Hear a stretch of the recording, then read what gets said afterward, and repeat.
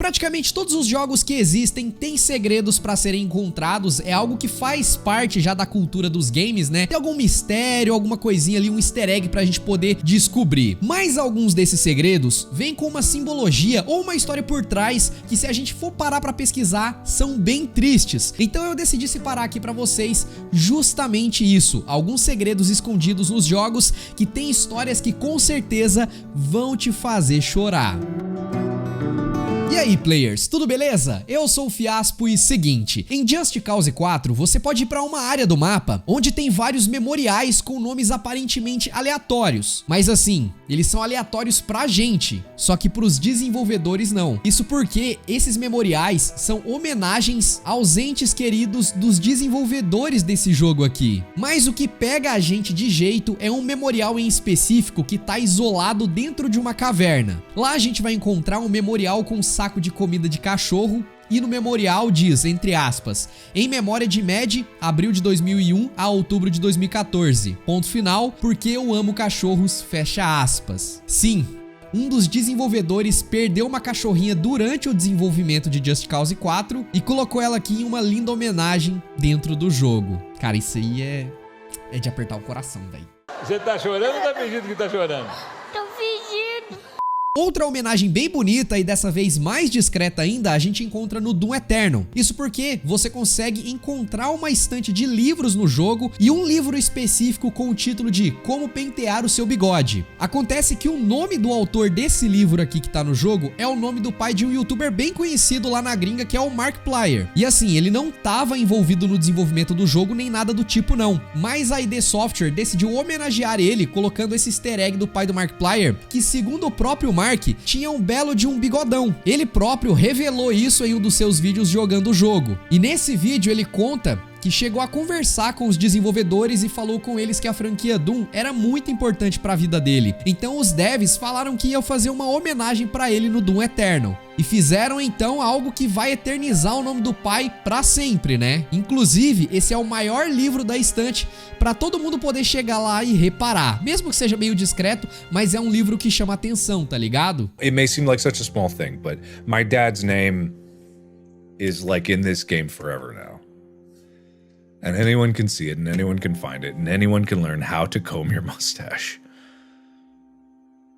Outra homenagem a um pai também pode ser encontrado em Star Wars Jedi Fallen Order. Dessa vez aqui, uma homenagem feita por um dos desenvolvedores do jogo ao seu próprio pai. No planeta Ilum, perto de um templo Jedi, a gente pode subir em uma montanha nevada e encontrar uma espécie de memorial. Na verdade, foi um local onde o grande mestre Jedi meditou. E ao interagir com esse pedestal, o Cal Kestis consegue saber o que aconteceu ali através da força. E o mestre Jedi que meditou e morreu ali se chamava Martin Ken Room, também conhecido como Buck. Só que acontece que o desenvolvedor do jogo, chamado Nicholas G. Cameron, confirmou que esse mestre Jedi é uma homenagem ao seu pai, que foi a sua principal motivação para entrar na carreira de game design. Só que infelizmente o seu pai faleceu antes do jogo ser lançado e não pôde ver o trabalho do próprio filho, que o pai apoiava tanto, tá ligado?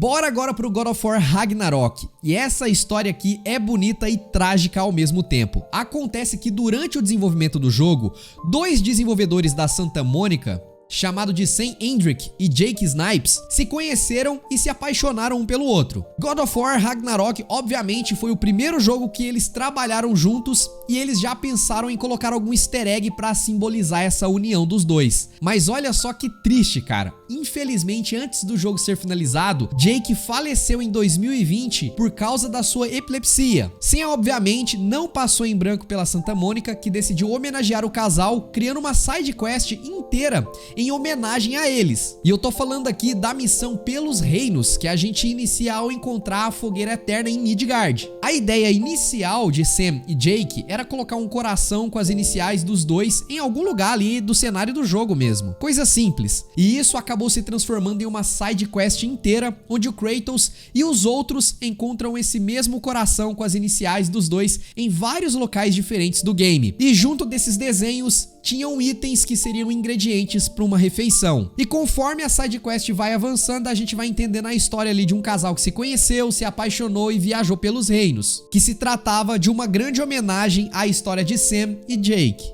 Mas eles descobriram que o destino não importava tanto quanto simplesmente viajar juntos. E a coisa inominável? Era um lar. O Yari e o Sommer acharam isso um no outro. Todo fã de Homem-Aranha sabe que o grande momento ali triste é quando acontece a morte do tio Ben. É uma tragédia que basicamente tem que acontecer pro Homem-Aranha surgir de verdade, né? Pelo menos da forma que a gente conhece. E em Marvel Spider-Man, isso não foi esquecido. Se você for visitar o túmulo do tio Ben no mapa do Spider-Man 1, acontece um easter egg assim sensacional. Além de uma fala do Aranha falando com o seu tio, a gente ainda ganha um troféu com o nome de Com Grandes Poderes. E isso aqui é uma clara referência principalmente ao filme do Homem-Aranha do Tobey, né? Onde a clássica frase "com grandes poderes vem grandes responsabilidades" foi ensinada pro Peter Parker pelo próprio tio Ben. Com grandes poderes vem grandes responsabilidades. Como bônus, em Spider-Man Miles Morales, acontece algo bem parecido também, que pra quem não se lembra, o pai do Miles acabou morrendo durante um ataque do Homem Negativo e aos seus capangas no evento que ia homenagear o próprio pai do Miles. E no jogo do Miles, a gente pode visitar também o túmulo do pai dele. Rola uma cena ali do Miles falando com seu pai e a gente também ganha um troféu chamado de Nunca Desista. Saudades, pai.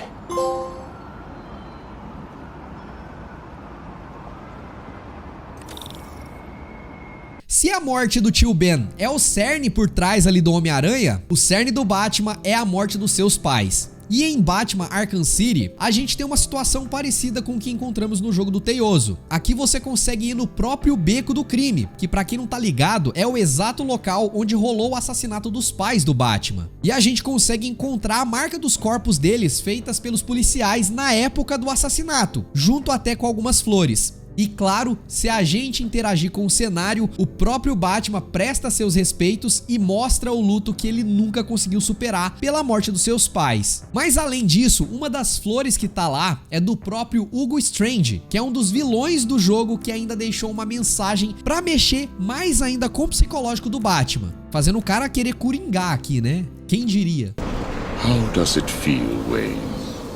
To stand on the very stones that ran with your parents' blood? Do you feel sad? Full of rage?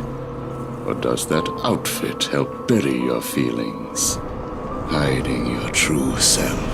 Oh, you are a truly extraordinary specimen. I look forward to breaking you.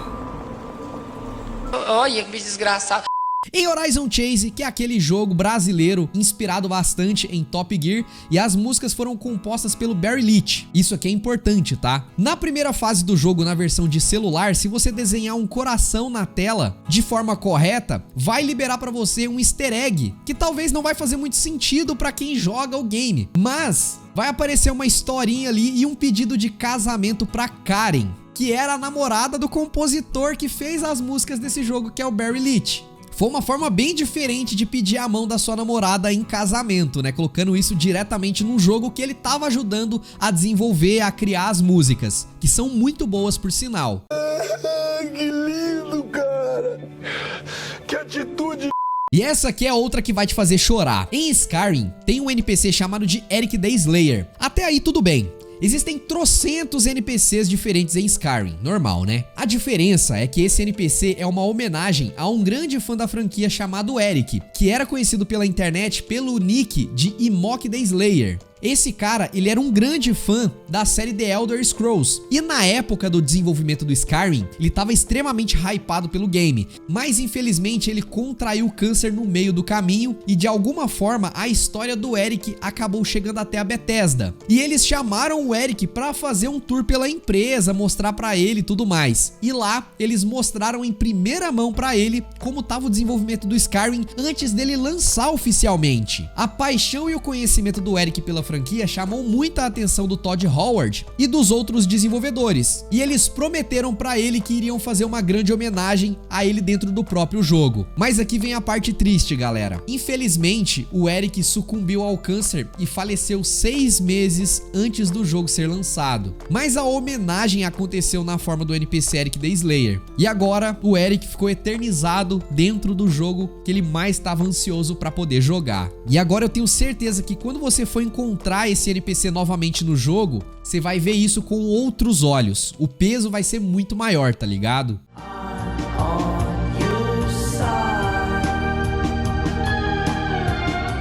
Mas e aí, você lembra de algum outro segredo que é meio trágico assim nos games, que é um pouco triste e que te fez ficar um pouco emocionado? Comenta aí que eu vou adorar saber. Se você curtiu esse vídeo, fortalece com seu joinha, inscreva-se aqui no canal para você sempre receber o nosso conteúdo. E ainda continuando nessa temática de segredos, dá uma olhada nesse vídeo onde eu mostro para vocês easter eggs que só foram descobertos graças ao uso de hacks. Você vai curtir. Eu vou indo nessa, um grande abraço, valeu e tchau, tchau.